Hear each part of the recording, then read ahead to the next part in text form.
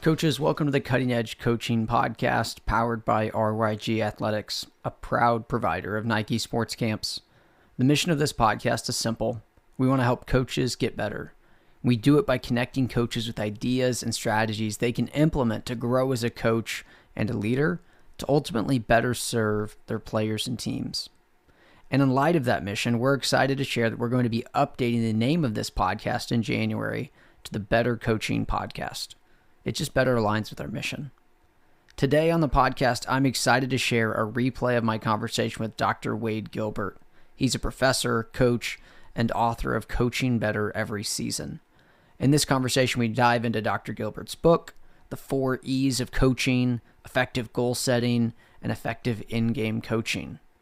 But before we dive into the show, if you're interested in learning more about how we serve and work with coaches, head to the show details for links to the free podcast notes, our free online community of over 400 coaches, and information on becoming one of our Nike Sports Camp directors. Now to my conversation with Dr. Wade Gilbert. Enjoy the episode. Coaches, excited to welcome Dr. Wade Gilbert to the podcast today. Dr. Gilbert, I really appreciate you joining me today, and I would love it if we could start off and talk about the model that you lay out in your book, Coaching Better Every Season, that, like I said off air, that I'm still working my way through. Really good, long, thick, and full of great stuff. But you talk about the 4 E's of a coaching cycle: envision, enact, enhance, and evaluate. I'd love it if you could just give a really brief overview of what each of those 4 aspects are. And then throughout the conversation, we'll probably dive a little bit deeper into each of them. Yeah, sure. Thanks, Luke, for having me on. Great opportunity to talk about coaching and always learning. So this is a good opportunity for me to learn as well. So thank you for that. So I was asked to write this book years ago, and I've been involved in sport and coaching, athlete, coach, researcher, teacher, consultant, the whole deal. So I've seen it from all different angles, and I've seen lots of books and read lots of coaching books. And so when I was asked to write another book, my first reaction was, do we need another book? There's lots of books out there already, but okay, maybe there's something I can add to it. We'll give it a shot. So I wanted to organize a book around the way coaches live coaching, like the reality of coaching. And to me, great coaching happens in moments. It's all about navigating moments. So often when you take a course, or most textbooks, they're organized by topics: anatomy, physiology, sports psychology, nutrition, whatever it might be, strength and conditioning, which are all critical to better understanding coaching and how to develop people through sport. But you really, as a coach, you really just focus on the information you need to get through this moment. So, for example, if my issue right now that I'm trying to deal with, or I'm trying to organize a practice, I'm going to go and look for information related to practice design. I'm not necessarily going to be too concerned about nutrition or sports psychology, for example. So it's human nature to seek out information that's relevant when I need it. So I decided with our editor, decided that we would organize a book around moments. And the 4 big moments that coaches work through across a season, I found, are a preseason moment, an in-season moment, an end-of-season moment, and an off-season moment. And then you repeat that cycle, right?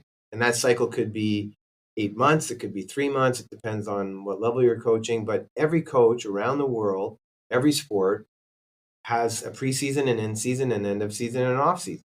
So we decided to organize the material around that kind of coaching sequence. And so as a coach, you can go into the book or into the material and go to the place where you're at that moment. So if I'm in the middle of my season and I want to look for information related to becoming a better coach in season, the types of things great coaches do in season, I can go to that section. So I came up with the idea of 4 E's as a way to remember or think about what are the main focal points or the main things great coaches do in those 4 moments, in each of those moments. So the first moment, a preseason moment, is about envisioning. You have to see things that other people don't see. You have to see your athletes for what they can become. You have to see your team for what it can become. You have to see your program for what it can become. So that's the envisioning stage. And a big part of your role in that moment as a coach is convincing other people, the athletes themselves, parents, boosters, administrators, that we can bring this vision to life. We can make this a reality. So you have to be able to see things that other people don't yet see. So that's the envisioning stage in the preseason. Once you move in season, that's the enact stage. So this is where you enact the vision. This is where you have to bring that vision to life every day in practices, in film sessions, in meetings, in tournaments, and all the things that you do as a coach in season. So you have to bring the vision to life. That's the enact stage. The end of season stage, which is usually a very brief moment, but a very important moment as well, before you jump into your off season or your next season, great coaches spend some time at the end of a season to examine, to pause, to go deep or as deep as you can, given the time you have, to reflect on what did we just do? What did we achieve? What did we learn? How close were we to realizing our vision and what we envisioned in the preseason? And that's usually where you'll have, a team banquet or some end of season moment, right? Then you move into the off season. And again, depending if you're coaching multiple sports or if you're in an Olympic cycle, whatever that might be, typically there's a moment there before you start up again. And in that off season, great coaches invest in enhancing themselves as a coach and their program. So that's where you go from envision to enact to examine to enhance. And then you repeat it. And what I've seen is great coaches, the best coaches I've been around, including people like John Wooden, who was voted Coach of the 20th Century, they are very focused on enacting those principles or focusing on those moments, and then repeating that cycle across a career. And so, for example, John Wooden, every off season, he would do a self-study. He would do like a mini thesis, if you will. He'd pick one topic that he really wanted to get better at, and he would go and read and talk to other people and learn as much as he could about that one topic. So he would really enhance his ability to coach in the off season. He'd come back and start over again. So that's where the 4 E's came from and how the book is organized. That's great and a really good overview of it. I want to go deeper into a couple things that caught my attention as I was reading through the book, and you can correct me if I'm wrong here. And I think this one specifically runs a little bit through each of the 4 E's, but I want to talk about establishing mutual trust. I believe that that's in the enhanced section, or sorry, in the envision section of the book. But like I said, obviously that's something that is an ongoing process. But um, my first question with establishing mutual trust is, what are some effective ways to do it? Ways that you've done or seen coaches do it.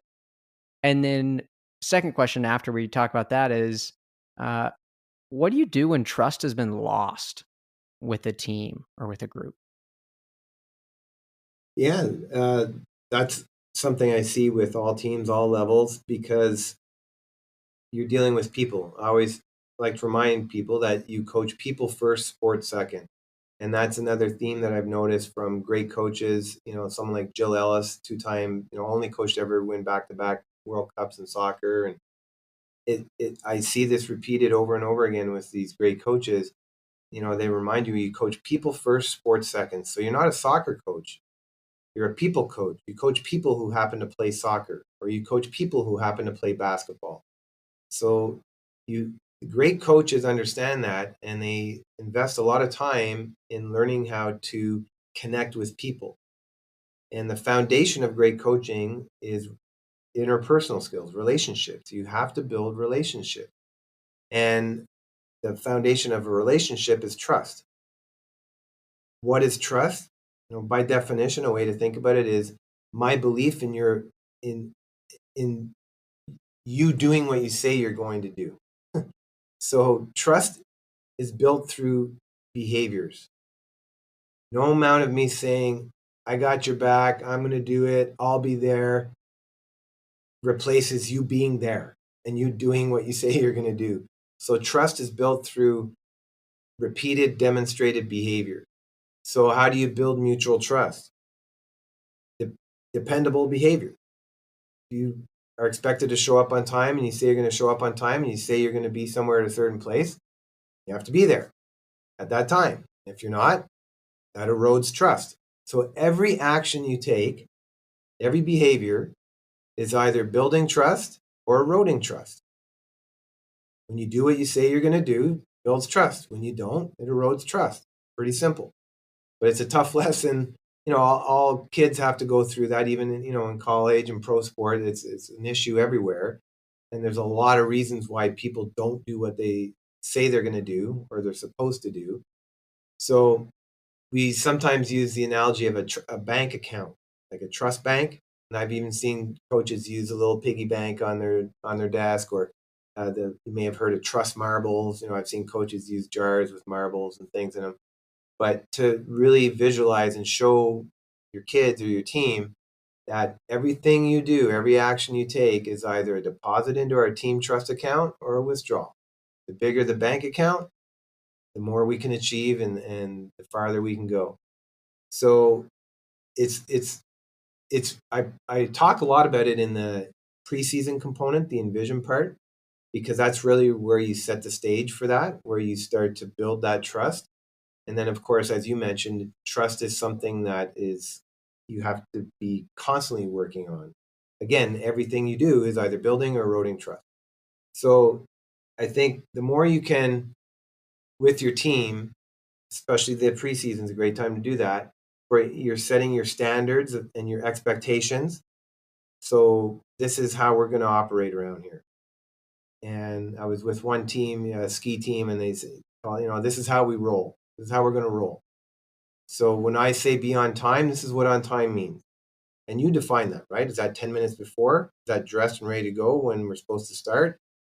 Whatever that is, but you have to define these behaviors. So if you want me to demonstrate dependable behavior so I can build trust, you have to help me understand as clearly as possible, what does on time mean? When you say, hey, we're going to respect each other, we're going to play the game with respect. Okay, what does that look like? I'm 12 years old. What does that look like? Or I'm a college athlete. What does that look like, right? And the great teams, the New Zealand All Blacks, a lot has been written about them, one of the greatest teams of all time. The book called Legacy was written about them, and I spent time in New Zealand around them and talking to their coaches, and it comes down again to dependable behavior. So they have one of their sayings is sweep the sheds. So it's a reminder for everyone in that organization. You build trust when you make sure you do what needs to be done. And if there's trash in the locker room, you pick it up. It's not someone else's job. You don't wait for someone else to do it. And they have a term, sweep the sheds, as a simple reminder. Hey, Bill Belichick, New England Patriots, do your job. That's his mantra, right? So you build trust through dependable behavior. That's the most direct way to build or erode trust. That's so good, and totally agree with you. It's so important to get clear on what we expect, what the standard is. And there was actually something that happened in one of my practices the other day where I said something frustrated me or irritated me, and I realized I haven't talked with them about this. And so I brought them and said, hey guys, this is my fault. I hadn't been clear enough about this. I think it was maybe like a water break. Here's what I expect when I give you a water break. and I say that it's a minute long. That means that when that minute is up, you're back here and ready to go. And I said, hey, my bad. I'm not mad, but here's the expectation from now on is that when I give you this, this is what it means. And I think it's just important for us to reflect a little bit. Okay, I'm telling them something, but have I actually defined it? And is it clear? Because I think we can just neglect to do it. There's so many other things on our mind. We honestly, sometimes we just forget to define something. And then, like I said, it's like something was irritating. I was like, wait, okay, this is irritating me because they're not doing what I expected, but I've never told them that. And so I think that's such a great Mhm. point that you bring up.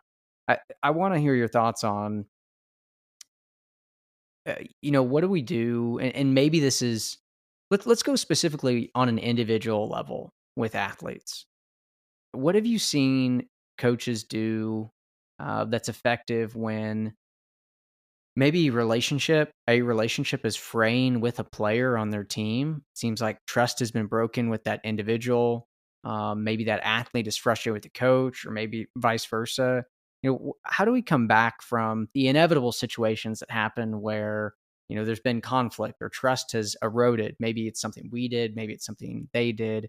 How do we effectively build that trust back up? Because I think we both know that can really ruin a team, even if there's one relationship in there that trust has been broken between. It can affect everything.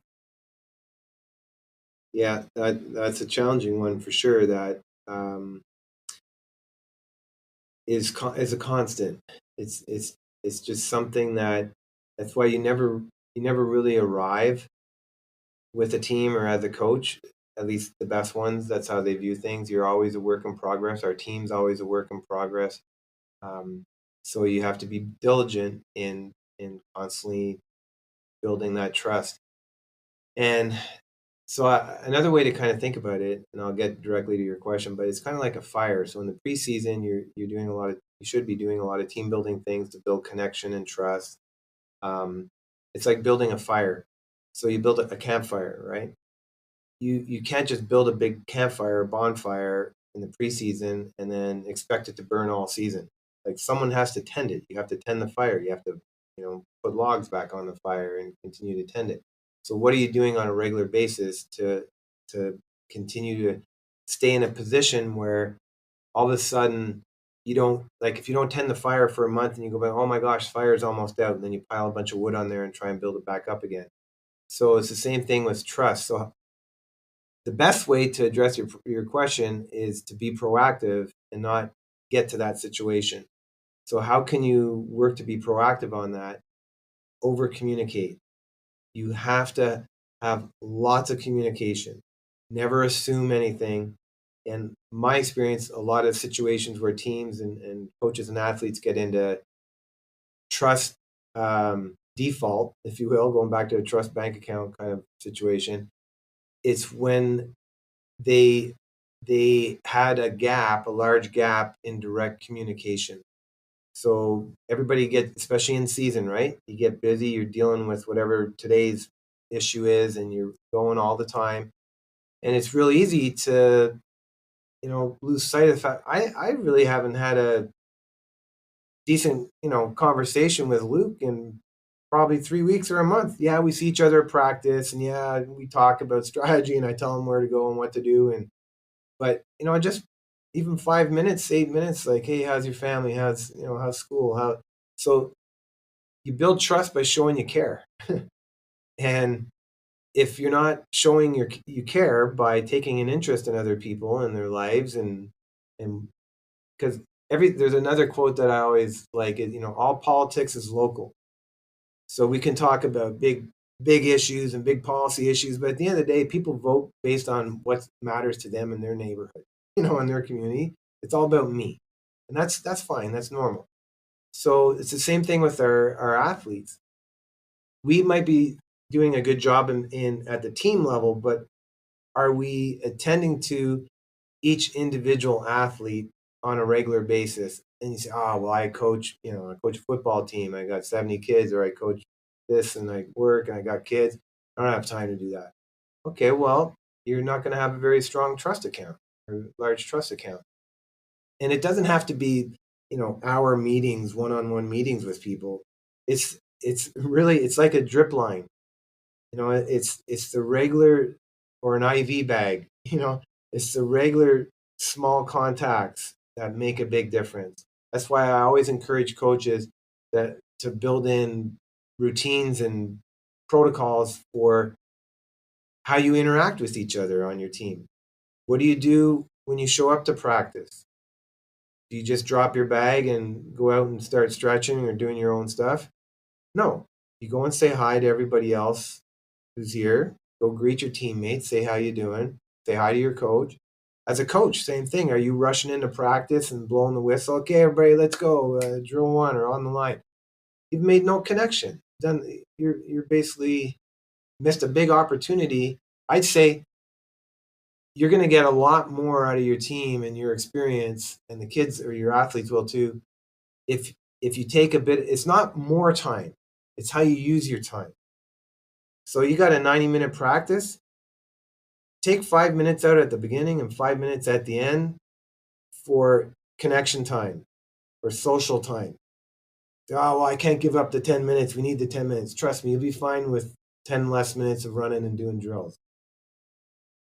You'll get way more benefit of allocating and integrating some time into your regular practice for connection and trust. It will pay huge dividend. Yeah, it's great to hear. And it's great to hear from someone with the credibility that you have, right? Like it's worth it. It's worth the investment, the time investment into those things, and it pays dividends. I'm curious, before we started recording, you shared with me that this is the first time in 15 years that you're not actively coaching a team, as all of your kids now are older, and coaching their teams has ceased for you. But I'm curious, you mentioned a few things there. What were some of the connection routines or some of the things that you did consistently with those teams that you coached to build that trust with them, maybe at the beginning of practice, end of practice, or any strategies that you used? Yeah.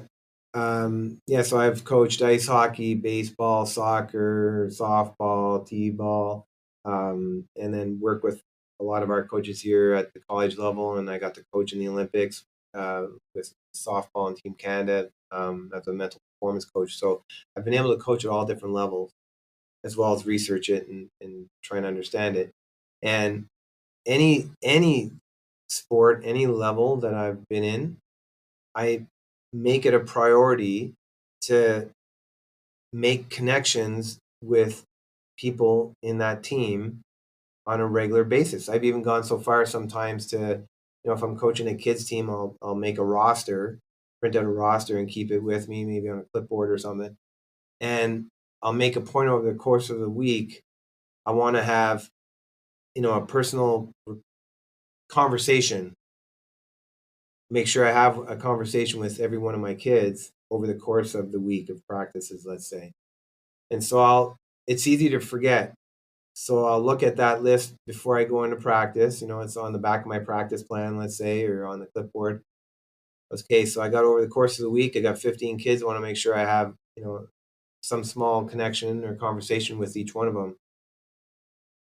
After today's practice, I'll just record on the roll. Okay, yeah, I talked to Luke, I talked to Martin, and I talked to Jose. Just a check mark.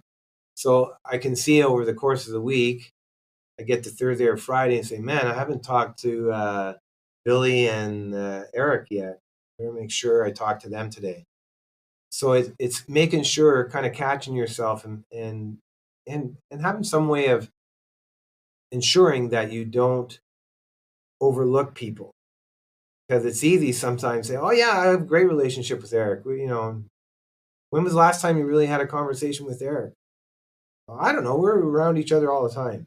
He knows I care about him. Does he? Go and ask him. And then also keeping little, this was something actually I got from Coach Wooden, and keeping little player profiles. So he did it on index cards, but you can do it on an app or however you want to do it, but almost like a medical chart, so we keep all kinds of statistics on our team and our kids. But what about a little player profile card? Responds best when, doesn't respond well when, number of siblings, family history, um, favorite player, favorite pro player, or favorite team. Just little things that you can kind of refer back to. So when you're having a conversation and you know the kid loves the San Francisco 49ers or whoever, hey, I saw the game the other day, or how are they doing? So you're showing that you're investing and you care in those kids, and it doesn't take a lot of time, but it just becomes normal, and part of it's no different than you watching a video to learn more about an offensive strategy or taking a coaching clinic or certification. You're going to invest some time in building connections with kids. And so those are some of the little things I've done in the past. I have, sometimes we do practice awards.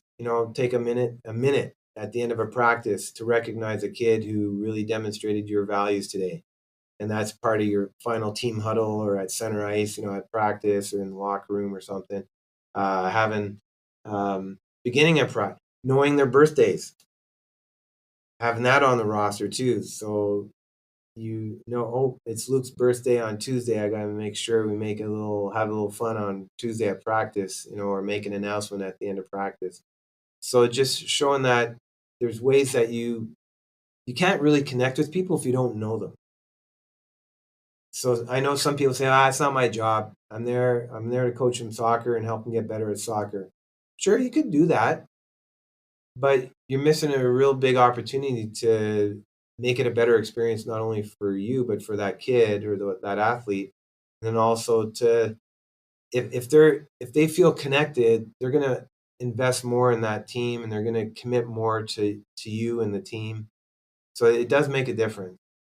That's so good. Yeah, you can't connect unless you know someone. That's so powerful and so true. I want to shift a little bit and talk about something that honestly is it's mainly selfish because I'm really curious about how to do it well. I haven't done it really much at all in my coaching thus far, but you write quite a bit about it in your book, and that's goal setting. One of the things I have done with goal setting, as a part of one of the staffs I've been on, is what at least in basketball, I think it's fairly common, right? Where you maybe have some team goals for the game, or in football, you'll see teams do this where, we want to have, 10 or fewer turnovers, and we want to have X amount of whatever. And then it's almost like this checklist that you can go through after games, after you've started the game with your teams. Done some of that. So might want to talk a little bit about that, but really I'm curious about your thoughts on individual goals within team sports.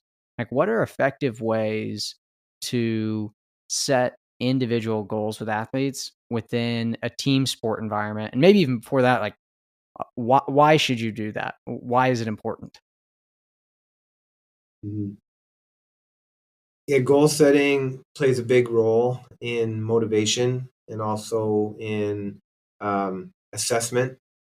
So, kids get report cards, weekly report cards. Parents can go on and check their students' progress in everything but sport. So that's one of the main curriculum areas. Many kids are involved in that. I can go on anytime and I can see my kids' math grade and what they turned in, what they haven't turned in, where they stand in different things. But on his water polo team, how do I know how he's doing? Unless I go and talk to the coach, I guess, or make a determination based on what I see in a game. So I think it's a big area that we kind of overlook as coaches. I mean, at the pro level, obviously, in Olympic and college level, that they invest a lot in that. But at club or youth level, school level, regularly monitoring. So it's one thing to set goals, but regularly monitoring the goals. So there's progress reports that is helpful for the parent, for you, for the kid. And it also eliminates a lot of issues when it's just subjective and my opinion versus your opinion. Oh, here's the data. So what kind of goals might you want to set? For sure, I think it's important to have, team goals and individual goals like you're talking about. But you can think about outcome goals, or performance goals or process goals. So outcome might be a certain number of wins, or a certain number of goals or assists or points per game or things like that. But The process goals are important too. Like, how are we going to train and perform? Like in terms of work ethic, attitude, connect back to your goals should be connected back to your values, your team values, your core values, and your standards and your expectations. So the goals give you a way to determine how well we're living up to our values and our expectations, not just how many points per game we're scoring or allowing, right? So the traditional statistics, great, but you also need to have goals, or you should have goals that give you some sense of feedback and progress on how well we're living up to our values and our standards on this team. Individual goals within team goals, when you're asking people to set individual goals, it's important on a team setting, it's important for you to ask them, or in writing when they're doing a goal card or something, identify goals, personal goals or individual goals, that if you achieve will help us reach our team goal. So by whatever you write down there, if you're able to do those things, how is that going to help us move closer to achieving our team goal? So your individual goals are important, because for us to succeed, if you're doing well, then we're doing well, hopefully, right? If your goals match up with our team goal. So if you're a defensive oriented type of team, or for example, if you're not necessarily, depending on the makeup of your team and your coaching strategy, if that kid has a lot of goals for, 3-point shots, let's say, or, how many 3-point attempts they're going to get in a game or make, but that's not really part of your offensive strategy based on the makeup of your team this year, maybe, then that goal is not lined up with our team goals. That's a selfish goal. That's something you want, but it's not really consistent with our style of play and how we're going to try and play this year. So that's where I think it's a conversation. It's part of preseason is the time to do that. You first work on your team goals, because everything needs to be situated within our team goals. It's about us, right? So you set those team goals, you agree upon those team goals, then you go to, all right, personal goals, individual goals. And always, as you're writing these down, think about how they align with our team goals. If you're achieving these things, are they going to be consistent with what we're trying to do as a team? How are they going to help us move closer to reaching our team goal? That's really helpful insight for me, just in terms of, with those individual goals, make that connection really clear. How does this, like you said, serve our team goal or help us arrive at what we want to do together? There's a couple things I want to follow up on in what you talked about. The first one is around having process goals that are connected to our values. Would you maybe share a couple examples of what those might be like, and how do you measure that? So if we're going to have, teamwork is one of our values. Being a good teammate is a value, let's say. So what are some goals that we can individually set that will help us become a better teammate? Could be a goal for, I'm going to have a conversation with at least 2 different teammates about something other than basketball this week, or on a weekly basis. Or I'm going to make a point of doing something outside of basketball with at least one different teammate each week. I'm going to make a point of having lunch at school with a different teammate each week. So there's things that you can, real behaviors that you can help them understand that when you do these things, they help us become a better team. And we can measure them. So if it's having lunch with a different teammate once a week, 2 weeks, 3 weeks, maybe you don't have to measure it every week, but or even monthly. Okay, let's take evaluation. How do we do on this goal here of, having lunch with different teammates or something, whatever it might be. But ideally, you don't want to, those are little things you can check in pretty regularly with, where you just kind of informally checking in with kids. Hey, who did you have lunch with this week? Oh, yeah, I forgot about that. Yeah. All right. So who are you going to do it with next week? Let's identify it right now. I'm going to check back with you next Friday. Yeah, that's good. That's a great example and very practical. And yeah, there's other ideas, in my head going off now around, okay, if you have a value of, selflessness or unselfishness, how can we connect to some selfless behavior, maybe just even outside of sport, where did Yeah. you serve someone in the last week? Yeah. Or maybe it's, that players have opportunities to go serve in different areas on their own, or maybe as a team, or they go with a partner or something, depending on your level and context, it always changes. But yeah, I think that's really important for us to consider. Okay, what are some goals that really connect to And think about behaviors and this. our Remember values? this. Yeah. Better people make better players. There's a million variations of that statement, but for the coach who says, the service stuff, and we don't got time for all this team building stuff, and what's that have to do with basketball? Trust me, better people make better players. So if they're and the other thing is, what gets measured matters. So if I'm not checking in and we're not measuring these things and keeping a record of these things, it's just a hope. I hope they do this. Hey, you guys should be doing this. It's like when I teach a class, the kid puts up their hand and says, "Oh, hey, Dr. Gilbert, is this going to be on the test?" Basically, they're saying, do I need to pay attention? Does it matter? Because if it's not measured, it doesn't matter. So if these values are important to you and you believe they're going to make you a stronger team, you got to measure 'em. And if you don't have goals and targets and behaviors for that, what are you going to measure? Yeah, that's so true, so powerful. Better people make better players. If you don't measure it, it doesn't matter.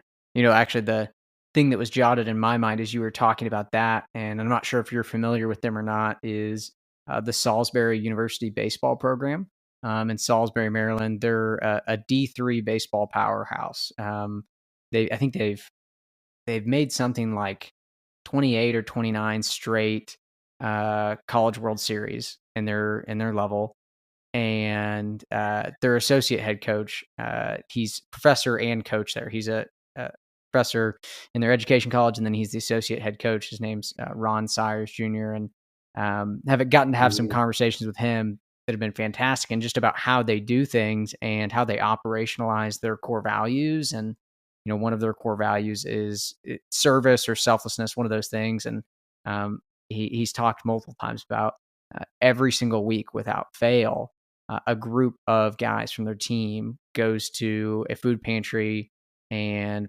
preps, cooks, cleans a meal for homeless people in their community. And it's become so impactful to those athletes and the program that two things. One, other teams at the university have started to do it because they're like, what are you guys doing that's different? And then two, when alumni come back in town for games, they reach out to the coach and like, hey, can I go serve with you guys on Friday morning? Mm. Um, and I think it just that was just jogged in my mind as you were talking about that. Like Mhm. it matters. It matters. Better people make better players. And if we're going to espouse these values, then we actually have to do some things to show it. Because if not, it's just fluff. It's just words. Mhm. Yeah. Yeah, that's a great example. Yeah. Yeah. Last thing on goals that I want to talk about, uh, monitoring goals and monitoring progress. You talked about it kind of on the process side of goals. Goals connect to our values. And I like those ideas. Really, some self assessment, some check ins. Have you done it? How many times have you done it? Uh, I'm curious though when it comes to performance goals. And so, I mean, maybe this is team and or individual. What are some effective and efficient ways that you have or you've seen coaches, uh, monitor and track goal progress, because I'm sure you've heard it so much from so many coaches, like time, right? Is never have enough time. If something takes more time, obviously coaches are probably less likely to do it, right? We need an efficient system. So are there any ways that you've seen coaches be really effective and efficient at tracking goal progress, team level and or individual level? Yeah, spread the workload around. So in a game, for example, depending on the sport, the kids who aren't in the game can be keeping stats. Um, and that's the easiest way that I've seen. I mean, you have to teach them how to do that, but then it also keeps them more engaged in the match. It gives them they're more focused. They're developing game sense. So having your athletes actually collect some of the data when they can, I think, is really helpful. I've gotten parents involved. So when I was coaching ice hockey, I wanted to keep track of some things that weren't necessarily going to be made available to me through the traditional statistics that are provided after a game. So, and that always varied. Like if there's something in particular, like passes, number of passes, for example, in the offensive zone or whatever it might be, that I'm really preaching with the kids to be selfless. And then I don't have time to keep track of that in a game. Neither do my assistant coaches or other coaches.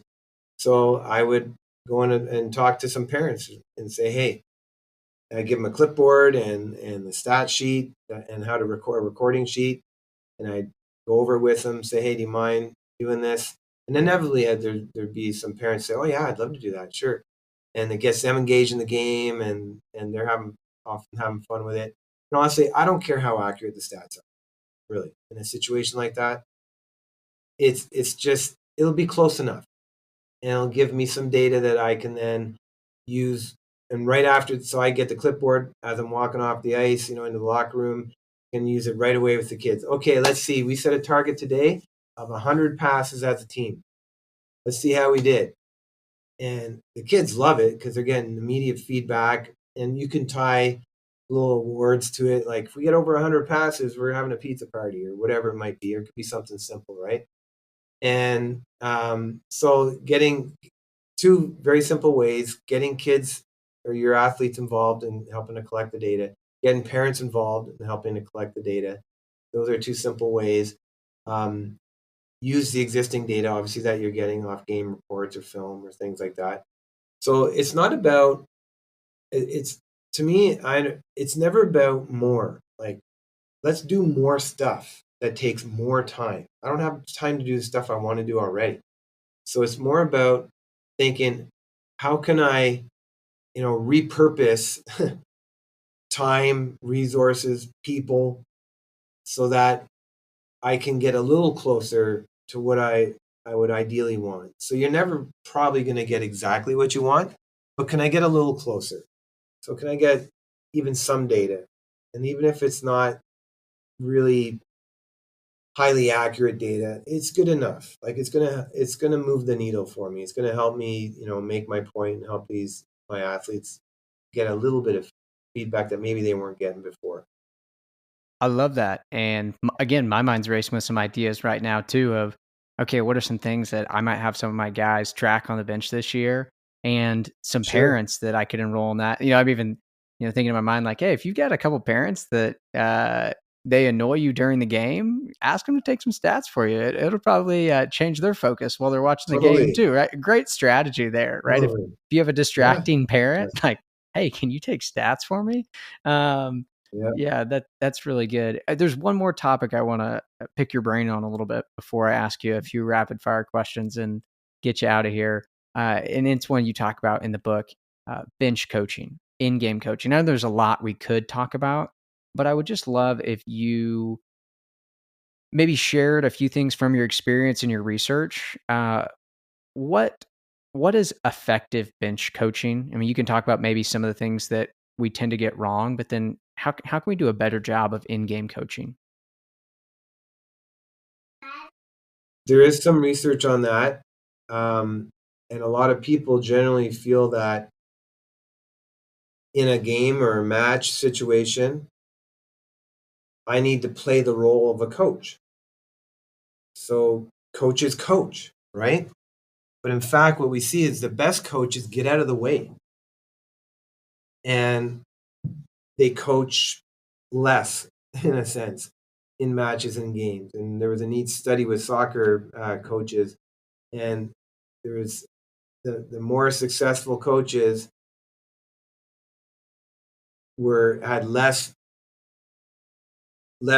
verbal interactions, so they spoke less in a game compared to the less successful coaches. So we sometimes use that term, the puppet master, and this is what we see on TV, what you see on ESPN, it's what you see in college games, coach running up and down the floor at a basketball game, basically operating the players, yelling and screaming, and that's not what great coaches generally do. And I think you see that more when people are starting as a coach because they feel like I have to show people I'm coaching. I know what I'm doing.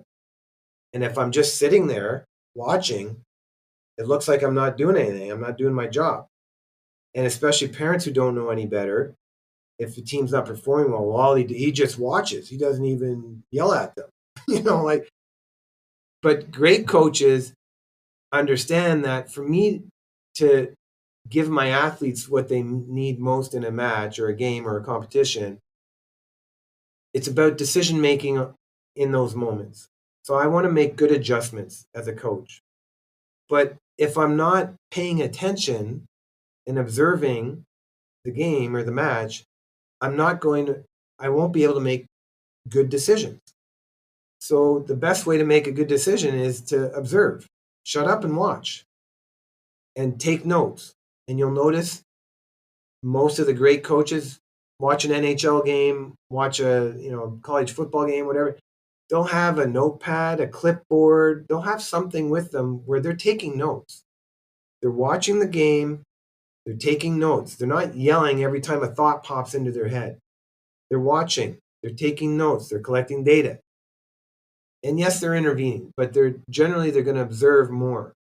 And then when there's a timeout, a stoppage in play, whatever it might be, or an opportunity to talk to an athlete, they'll have had time to kind of reflect on that initial thought that popped into their head instead of just spitting it out.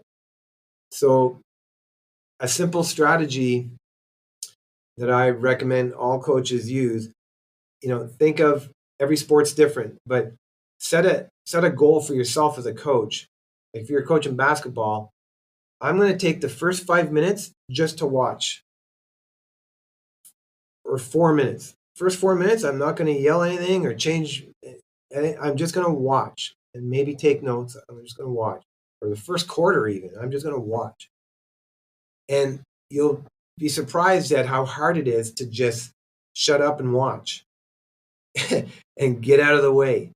And my experience, you're more likely to make mistakes and pull your team out of their performance zone by trying to coach them in a match versus just let them play. Like if you do your job in training, your job in a match is to let them do what you've trained them to do. And yes, there's going to be moments where you need to nudge and shape and encourage and reinforce and make strategic decisions for sure. But I'll give you a real example of this. I have a friend who played quarterback at Nebraska football a long time ago when Tom Osborne was the coach there, and they were the number one team in the nation for many years. And then we were having this conversation. He said, yeah, now that you mention it, we often forgot he was even there in the game. And this guy's regarded as one of the best coaches of all time, right? And I hear that over and over at Steve Kerr, Greg Popovich. You look at different sports, you start to watch these great coaches, and they're John Wooden was a classic example. Phil Jackson, classic example. They really felt like my job was to prepare them for the game and then get out of the way. That's so good. That's really good. And, one of the big reasons that I'm coaching and doing what I'm doing now is because my high school soccer and basketball coach, Coach Jug, had a big impact on my life. And it's funny now, knowing what I know and my experience, reflecting on what he did. I didn't understand it at the time, but that was him too. He was observing so much that even in practice, man, he there'd be times where he wouldn't say anything for 10 or 15 minutes while we were playing. He's just watching. And yeah, I think there's so much power in that, just getting out of the way. And right, it doesn't mean that we don't coach and we don't make interventions. We do, but they're thoughtful, they're intentional. Like you said, there's some data behind it. There's some things we've really observed for. And yeah, I think it can be hard. Like you said too, is that's not the stereotype. And so it takes some internal security from us to be willing to do it differently, even knowing that people may think that I don't do anything doing this, but I know that this is more effective or what's best for my athletes. And so, yeah, I love what you shared there. Before we wrap it up, Dr. Gilbert, let me throw 3 rapid fire questions to you. We'd just love to know the first thing that comes into your head from your coaching experience. The most fun part of coaching is?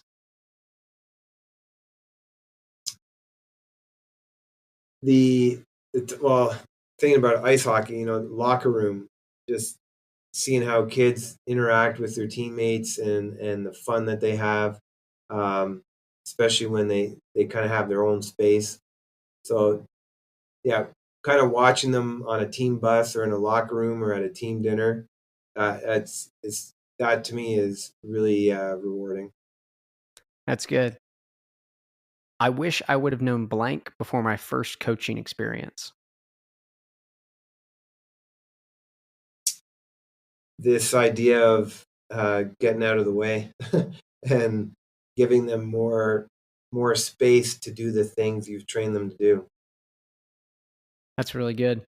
And last one, I know I'm successful as a coach when a kid comes back the next year. That's good. To me, that's the greatest measure of success, any sport, any level, really. Because if the kid wants to sign up again next year and wants to play baseball next year, I did my job.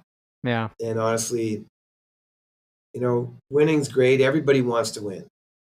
That's a given. So, but there's so many variables, especially when you're coaching kids, that go into, winning and losing. You could do everything right, and kids are kids. I had a fight with their friend at school today. I had an argument with mom or dad last night. Head's not in the game. Yeah. It'll make you a bad coach when you end up losing the game? No. I would never hang my hat as a youth coach on win-loss records. But the win is how many of those kids came back next year and signed up to play again next year. That's the win. Yeah, that's really good. Well, Dr. Gilbert, this has been fantastic. Before we hop off, just share with the listeners where they can connect with you, get your book, or anything else you want to share with them. Sure. The book, Coaching Better Every Season, is available anywhere books are sold, pretty much, and online. And then in terms of getting a hold of me, you can either email me if you'd like to. You could look me up at Fresno State, Dr. Wade Gilbert at Fresno State, and be happy to chat. Or on Twitter, I do have an account there. I haven't been as active on it lately as I probably should be, but there's a lot of good material on social media, and I try to retweet things once in a while. But that would be another avenue to maybe stay in touch. Fantastic. Dr. Gilbert, thank you for your time and your work and for sharing with coaches. No, thank you, Luke. And the kids are lucky to have you. And it sounds like you're doing a great job.